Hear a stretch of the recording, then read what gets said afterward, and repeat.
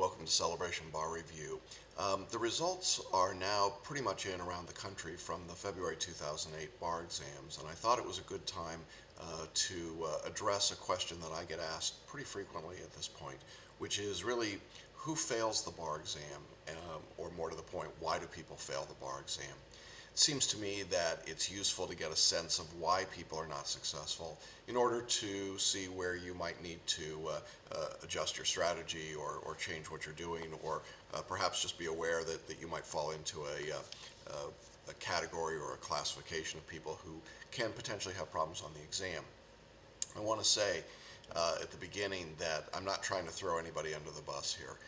Our results from our students were extraordinarily good. This may be one of the best, maybe the best bar season that we've ever had.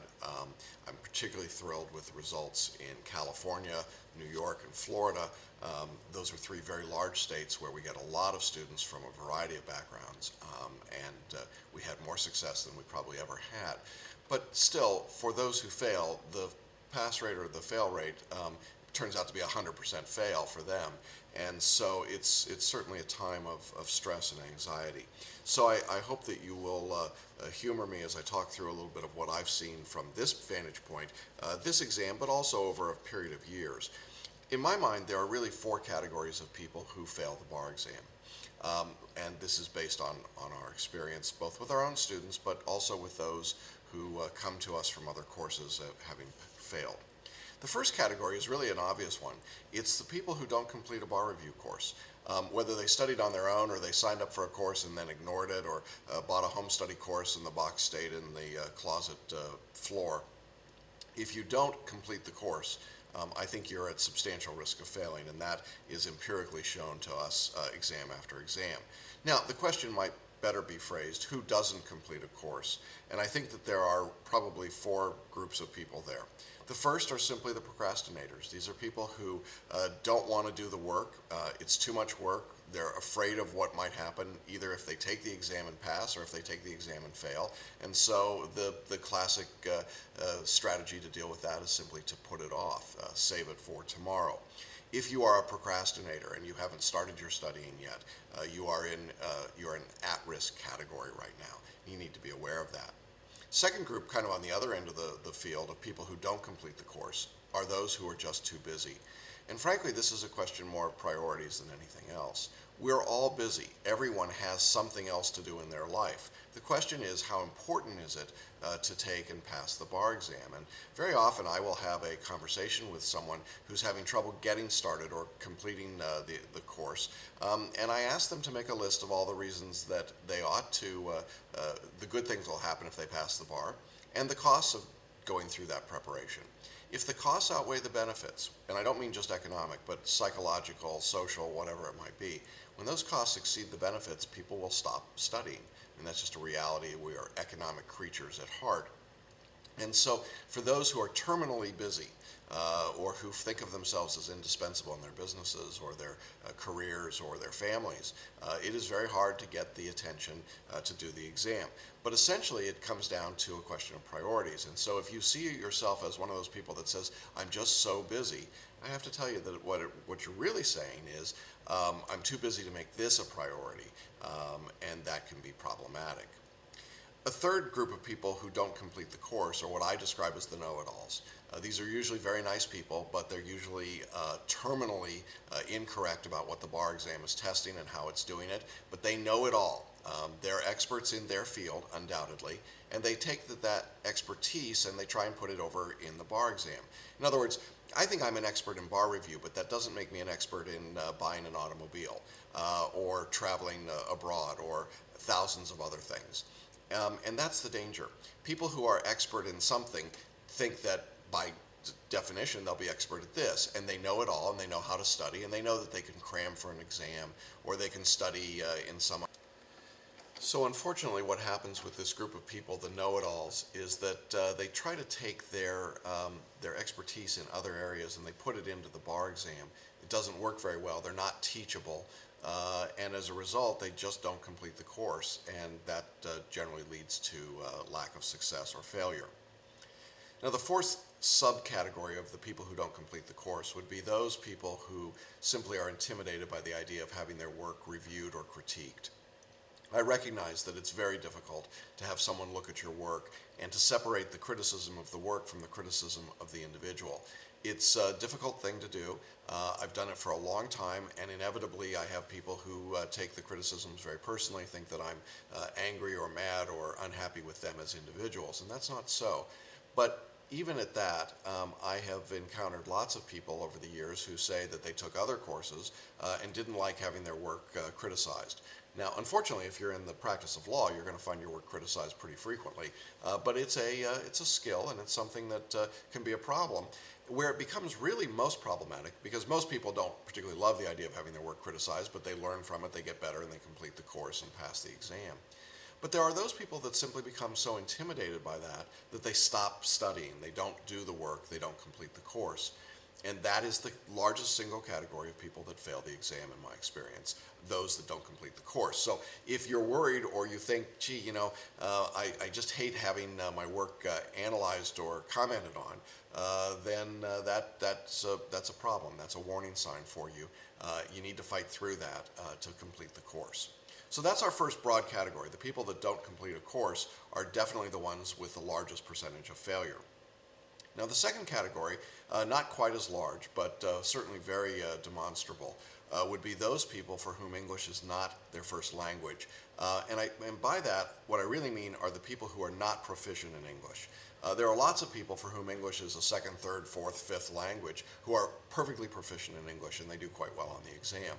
And over the years that we've worked with foreign trained attorneys in California, New York, and Texas, we've had great success. With people certainly for whom English is a first language and trained, let's say, in the UK, that's not much of a problem. But for those for whom English is not their first language and are struggling with English proficiency, either in writing it, in understanding it, or reading it, those are big problems. The exam's given in English. It's given under time conditions. You can't get an accommodation because you're not good at English. And therefore, you have to be able to work at a certain pace. For those individuals, oftentimes the best suggestion is take some time and immerse yourself in English. Whether you're taking some classes or you're living in the United States and you immerse yourself that way. I think typically if you're not comfortable in English, you need to give yourself more time to study. And by more time, I don't mean more time in terms of each assignment. That can be dangerous, but a longer period of time overall to study. We typically recommend 4 to 6 months for foreign trained attorneys. I've seen attorneys do it in much less than that if they're good in English, but I've seen those who are very, very intelligent but very poor with their English skills that need much more than 6 months. And so you may need to defer to a later exam date just to give yourself enough time to get comfortable with English. Here's a great test. If you've had trouble following what I've been saying so far, just listening and watching because of your English proficiency, that's probably a pretty good indicator that you're going to need to go slower. I'm not speaking all that quickly, and certainly not by bar review standards quickly at all. And so if you're having trouble with that, or if you have trouble doing the reading, that's a pretty good indicator that you might be in this category of people that could have a problem. And typically, find it very difficult to pass the exam. If you can't read 200 multiple choice questions in a period of 6 hours and make a choice, it's tough to pass the exam. By the same token, if you really can't write with proper English grammar, in other words, if you're having difficulty with verb tense agreement and subjects and predicates and you just can't figure out spelling of American words, that's not a good sign, and typically it's going to put you in a high-risk category when it comes to passing the bar. So that's our second largest category and fairly obvious, I think. Third category is a little less obvious, but these are what I call issue spotters and vomiters. They're the people who simply recite the law on the exam instead of using it in their answers. And it shows up particularly in essays, but to some extent in performance tests. And even to some extent on the multistate with people that really don't use much good judgment. They just look for rules of law. Essentially, these are folks who were successful in law school, got through law school on the basis of working hard, memorizing a lot of law, and then cramming it into their brain and spitting it out, or vomiting, or regurgitating it back on the exam. Unfortunately, those are not particularly good people or good skills to have for the bar exam. You know, the reality is that this is not a test in this day and age on the internet of and having, you know, capability and access to the law pretty much at hand. This is not a place where you want to be fighting that particular battle.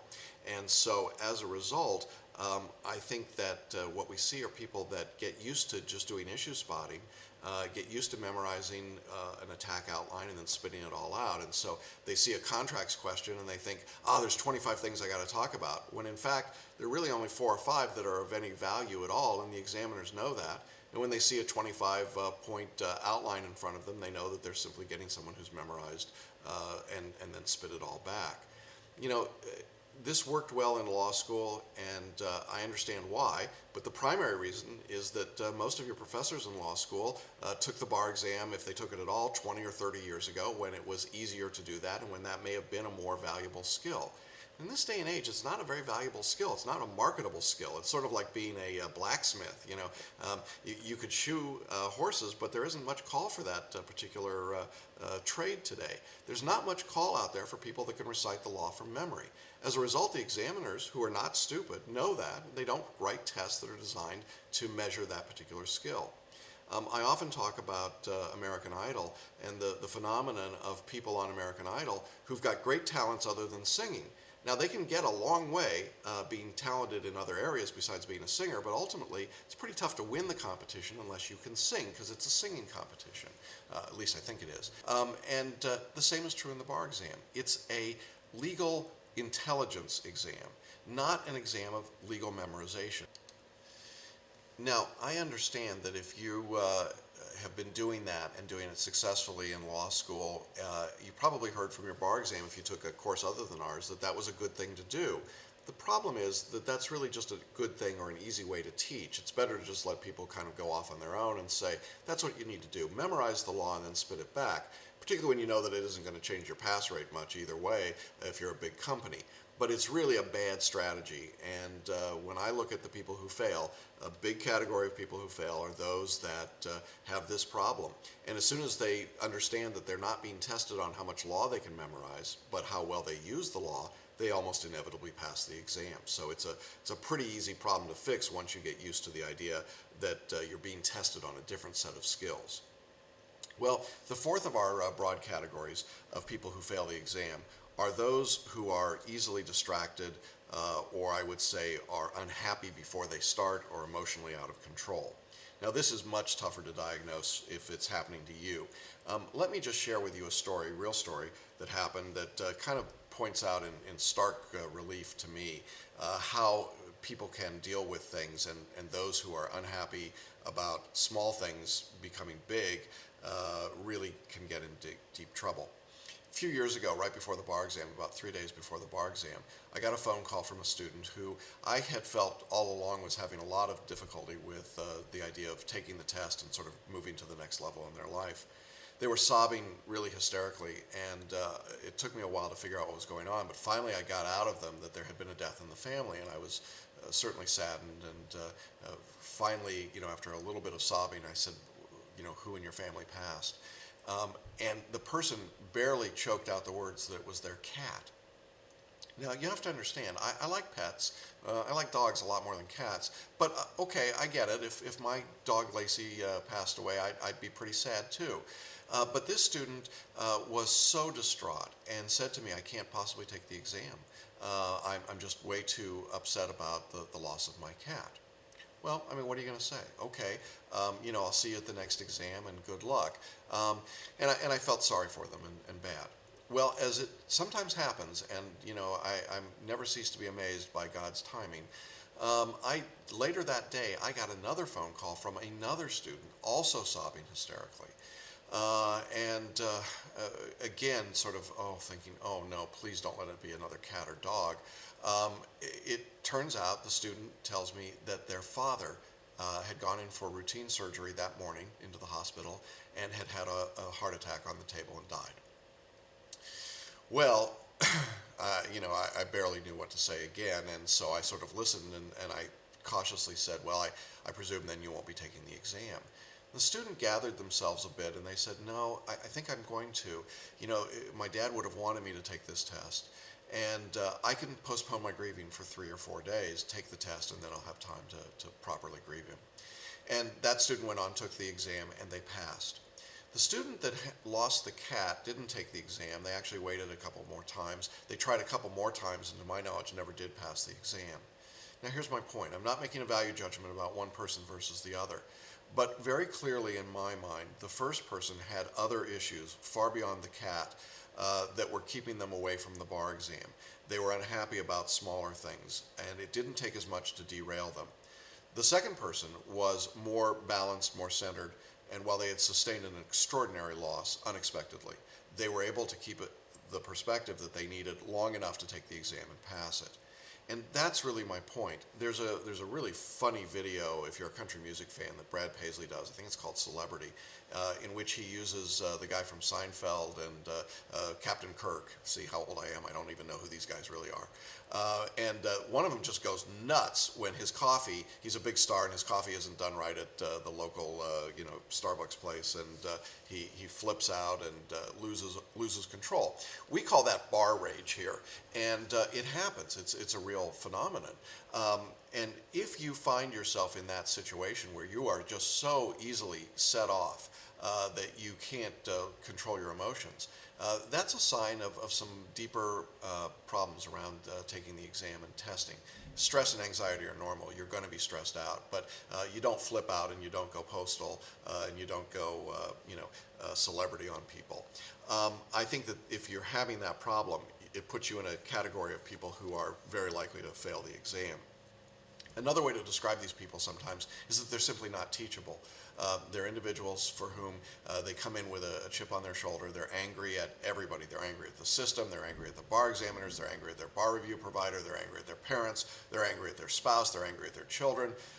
These are not people that can be easily taught. And so if you find yourself in that category, sometimes it's better to take a step back, think about why you're really unhappy. Probably doesn't have a lot to do with the bar exam, and deal with those issues before you get to the bar study itself. I've also found that these are a category of people not only that are not teachable, but typically have trouble with process. Kind of the opposite end of the person that's being task avoidant is the one that says, it's all about me, attention on me, focus on me. These are the people for whom the rules don't apply to them. They understand there are rules and process, but they don't really apply to them. They get a special set of rules, which is all well and good. You can accommodate it in your study for a long time. But when you get to the bar exam, you're in for a very rude awakening because the proctors and the examiners, well, it's not all about you and they don't care. And if you're unhappy because you've got a bad seat in the exam room, or your computer isn't doing just what you want, or the person next to you is smacking their gum too loud, too bad. It just doesn't change. And so these are people that can get themselves in trouble as well and fail the exam because they're just not thinking about process. They're just too egocentric at that point about themselves. So if any of those things that I've described sound familiar to you, if they might be the way someone might describe you, you're in a potentially riskier category of passing, and so you want to be aware of it and try and deal with it. Well, I hope that those 4 large categories, the people that don't complete courses, the people for whom English is not a comfortable language, the people who recite law instead of use it, and those who are easily distracted or have maybe underlying concerns. If any of those categories, one or more of them, might describe you, you're at risk to not pass the exam. I would say that the group of people that I don't see, frankly, are the people who are too lazy or too stupid, or don't care. They don't show up in my course. And so, frankly, there's not a reason to think that those are people that are taking the exam. And so the reasons for failing don't really have much to do with your ability or your talent or your skills, as much as they do with how you approach that process. You were smart enough to be in a position to take the bar exam. You're smart enough to pass it. That's the reality. And so I hope that it's helpful to you to think about these broader categories of who fails the test. If you think you might be in one of those and you're in our course, I certainly invite you to call or email me and let's talk about it. If you're not in our course and you're thinking about what might be helpful, again, I would invite your comments or your contact. You can email me at jackson@celebrationbarreview.com, or you can call us toll free at 1-800-840-6929. And I'd be glad to speak with you about your circumstances and how we might be able to be of help. I think the reality here is that you should expect to pass the bar exam. These people, these categories of people who fail are pretty predictable. You can see where you're going to fall in that category if you're in one of them for the most part. And if you're there, you know you're in danger, what I call the danger list. And you can get off that danger list. It's possible. So I don't think failing has to be a predetermined outcome. I think it's an outcome that occurs when we're simply not paying enough attention to these potential warning signs.